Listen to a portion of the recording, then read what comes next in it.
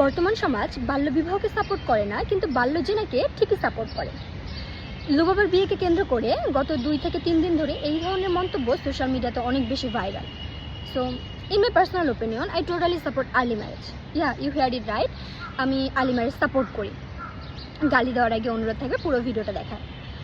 2024 সালের তথ্য অনুযায়ী বাংলাদেশে বাল্যবিবাহের হার ছিল 51.something এবং গ্রামাঞ্চলে এই হার ছিল 53.something এবং শহরাঞ্চলে 44%।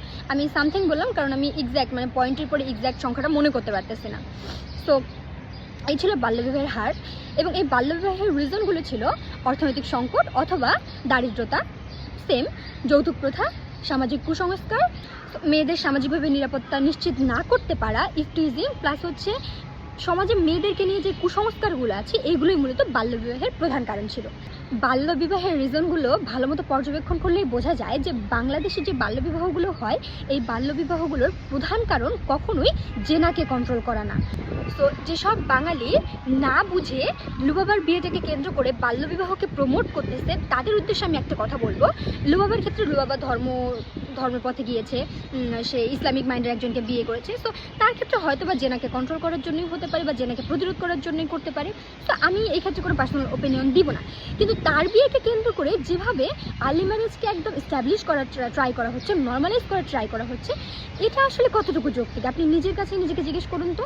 কারণ আমাদের বাংলাদেশে যে বাল্যবিবাহগুলো হয় এই বাল্যবিবাহগুলো কখনোই এই চিন্তা করে হয় না যে আমি বাল্যবিবাহ করব কারণ আমি জেনায় জড়াতে চাই না, আমি বাল্যবিবাহ করব কারণ আমি আল্লাহকে ভয় করি, আমি বাল্যবিবাহ করব কারণ আমি নবীর সুন্নতকে অনুসরণ করি। আপনি নবীর সুন্নত কয়টা অনুসরণ করেন? আপনি তো 5 ওয়াক্ত নামাজই পড়েন না। আমাদের দেশে যে বাল্যবিবাহগুলো হয়, যেই 35 বছরের লোকগুলো 15 থেকে 16 বছরের মেয়েদেরকে বিয়ে করে, এই ক্ষেত্রে এই 35 বছরের পেডোরা অধিকাংশই পর্নোগ্রাফিতে আসক্ত এবং পর্নোগ্রাফিতে দেখে যে তাদের মধ্যে যে আকাঙ্ক্ষা বাসনা কামনাটা চলে আসে, এটাকে বাস্তবে রূপ দেওয়ার জন্য এই ধরনের ছোট মেয়েদেরকে বিয়ে করে। তাদের যে স্ত্রী, তাদের যে ওয়াইফ, তারা কচি হবে, ছোট বাচ্চা হবে। এর প্রধান কারণটা কি? এর প্রধান কারণ হচ্ছে তাদের বিকৃত মানসিকতা। এখন যারা আমাকে বলবেন যে নবী করিম সাল্লাল্লাহু আলাইহি ওয়াসাল্লাম তো আয়েশা রাদিয়াল্লাহু তাআলা আনহাকে বিয়ে করেছিল, আপনি না নবী করিম সাল্লাল্লাহু আলাইহি ওয়াসাল্লামের মতো সচ্চরিত্রবান আর আপনি না তার মতো আল্লাহর পথে চলেন। সকল মানুষ আসলে বাল্যবিবাহকে প্রমোট করে, এই মানুষগুলোর দিকে যদি একটু ভালো মতো তাকান, এই মানুষগুলো আসলে 5 ওয়াক্ত নামাজ যে ফরজ এই জিনিসটা তাদের মাথায় থাকবে না, জাকাত দেওয়া ফরজ এটা তাদের মাথায় থাকবে না, মেয়ে দেখলে চোখ নিচে করে চোখ সংযত রাখা যে ফরজ এটা তাদের মাথায় থাকবে না, চোখ দিয়েও যে জেনা করা হয় এটা তাদের মাথায় থাকবে না। কিন্তু যখনই কচি মেয়েদের বিয়ে করার কথা আসবে তখন তাদের মনে হবে ও বাল্যবিবাহ, তাহলে তো ঠিকই আছে, কারণ কি আল্লাহ তাআলা এটাকে কি করেছে, জায়েজ করেছে। যদি শারীরিক এবং মানসিকভাবে প্রস্তুত কেউ হয় এবং বিয়ে করার জন্য যদি উপযুক্ত হয় তাহলে বিয়ে করুন। সেক্ষেত্রে তার বয়স যাই হোক, আমাদের ফিজিক্যাল গ্রোথ যতটা আর্লি আসে আমাদের মেন্টাল গ্রোথ কিন্তু তত আর্লি আসে না। তো সেই ক্ষেত্রে দেখা যায় যে আমরা একটা ইমব্যালেন্স সিচুয়েশনের মধ্যে পড়ি। কিন্তু ইসলামে বলা আছে একদম সুস্পষ্টভাবে, যদি আপনি শারীরিক এবং মানসিক উভয়ভাবে বিয়ে করার জন্য প্রস্তুত থাকেন তাহলেই বিয়ে করবেন, এর বাইরে না। সো বয়স যেটাই হোক সেটা ব্যাপার করে না। আমি সাপোর্ট করতেছি, আমি এই জিনিসটাকে টোটালি সাপোর্ট করতেছি, কারণ ম্যাচিউরিটি, প্রস্তুত মানে হচ্ছে আমাদের ম্যাচিউরিটি চলে আসা। সো ম্যাচিউরিটি চলে আসলে এই বিয়েতে তো আমি অবৈধ কোনো কিছু দেখি না। কিন্তু এই বিয়েগুলো তো আসলে জেনাকে কন্ট্রোল করার জন্য হয় না, কারণ আমাদের মেইন কনফ্লিক্টটা কোথায়, যে বাল্যবিবাহকে আমরা না করে বাল্য জেনাকে আমরা হ্যাঁ করি। কিন্তু এই বাল্য জেনাকে কন্ট্রোল করার জন্য বা বাল্য জেনাকে প্রতিরোধ করার জন্য কয়টা বিয়ে হয়? 99% বাল্যবিবাহের কারণ মূলত অর্থনৈতিক সংকট, যৌতুক, সামাজিক কুসংস্কার।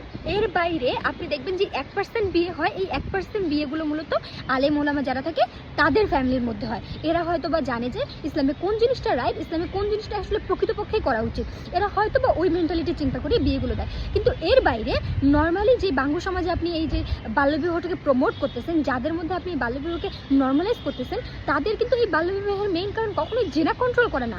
তাদের ক্ষেত্রে বাল্যবিবাহের কারণ থাকে অর্থনৈতিক সংকট, দারিদ্রতা, যৌতুক প্রথা। তো আপনার এই জিনিসটাকে প্রমোট করার কারণে, নর্মালাইজ করার কারণে আপনার দ্বারা হয়তো গ্রামাঞ্চলের কেউ না কেউ অনুপ্রাণিত হবে এবং সে অনুপ্রাণিত হবার পরে তার ফ্যামিলিতে যদি কখনো বাল্যবিবাহ হয় সে সেটাকে আর কি করবে না, প্রিভেন্ট করবে না, সে কী করবে, সেটাকে আরও প্রমোট করবে। তো আপনি কোনো একটা পোস্ট বাল্যবিবাহের পক্ষে দেওয়ার আগে 7 বার ভাবুন যে আপনি আসলে কোন সোসাইটিতে বসে এই ধরনের বিষয়গুলোকে প্রমোট করতেছেন। আমাদের সোসাইটি নবীর সুন্নতগুলোকে অনুসরণ করে না। কোন সুন্নতগুলোকে অনুসরণ করে? 4টা বিয়েকে। কিন্তু সেই 4টা বিয়ে কোন নারীদেরকে করা হবে সেটাকে কেউ মেনশন করে না। এখানে আমাদেরকে বলা হয়েছে বিধবা এবং সমাজে অবহেলিত যেই নারীগুলো আছে তাদেরকে বিয়ে করুন। এটা কখনো হাইলাইট করা হয় না, হাইলাইট করা হয় যে 4টা করে বিয়ে করতে বলা হয়েছে এবং তাদের লোভ লালসাগুলোকে তারা হাইলাইট করে এই ধরনের বিয়েগুলোকে তারা আরও বেশি করে প্রমোট করে। নিজের মধ্যে থাকা লালসা, কামনা, বাসনাগুলোকে জাস্ট বাস্তবে রূপ দেওয়ার জন্য এগুলো করেন। তাহলে আমি বলবো কি যে এই পেডোফিলিক চিন্তাভাবনা থেকে বের হয়ে একটু মানে নর্মাল মানুষের মতো চিন্তাভাবনা করুন।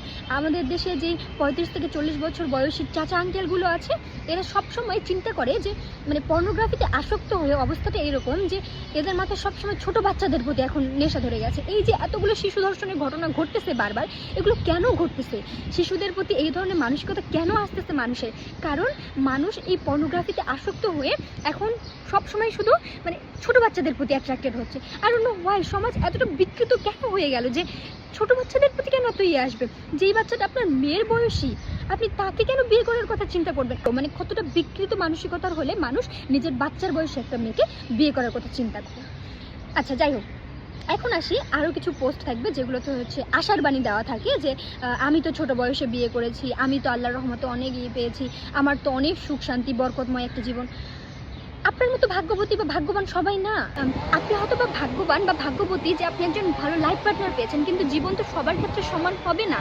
সো গ্রামাঞ্চলের ক্ষেত্রে এই জিনিসটা আরও মানে কি বলবো, আরও অন্যরকম। লাইক সেই ক্ষেত্রে সিনারিওটা একদম অন্যরকম। কারণ সেখানে একটা মেয়েকে যখন অল্প বয়সে বিয়ে দেওয়া হয়, সে শ্বশুর বাড়িতে গিয়ে তার অ্যাডপ্ট করতে সময় লাগে। সে একটা ছোটো বাচ্চা, ছোটো শিশু থাকে, 15-16 বছরে আসলে ওইভাবে ম্যাচিউরিটি আসে না যদি তার ফিজিক্যাল গ্রোথ এবং মেন্টাল গ্রোথ অনেক বেশি ফার্স্ট না হয়। তো সেই ক্ষেত্রে দেখা যায় যে এই ছোট্ট বয়সে মেয়েটা আসলে সামলিয়ে নিতে পারে না সব কিছু।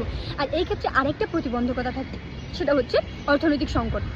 এবং বাল্যবিবাহের কুফলগুলোর মধ্যে একটা নারীকে কত পরিমাণে সাফার করতে হয় এগুলো আমরা ক্লাস 6 থেকে 12 পর্যন্ত সমাজবিজ্ঞান বইয়ে অহরহ পড়েছি। এগুলো নিয়ে নতুন করে বলার মতো কিছুই নেই। তো যে জিনিসটা আমি বলবো সেটা হচ্ছে কি যে জীবন সবার ক্ষেত্রে সমান না। তো বাল্যবিবাহকে প্রমোট করার আগে 10 বার ভাবুন যে আপনার এই প্রমোট করার জন্য অন্য কেউ আপনার দ্বারা অনুপ্রাণিত হয়ে যদি জীবনটা নষ্ট করে ফেলে, সেই ক্ষেত্রে তার দায়ভারটা কে নেবে?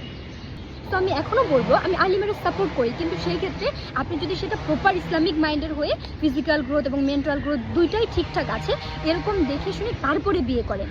বয়স এখানে ম্যাটার করতেছে না। আমার যদি বোঝার মতো সক্ষমতা চলে আসে, আমার যদি শারীরিক গ্রোথটা ঠিকঠাক থাকে, তাহলে আমার বয়স যাই হোক আমি বিয়ে করতে পারি। এটা আমার পার্সোনাল ওপিনিয়ন, তাই না?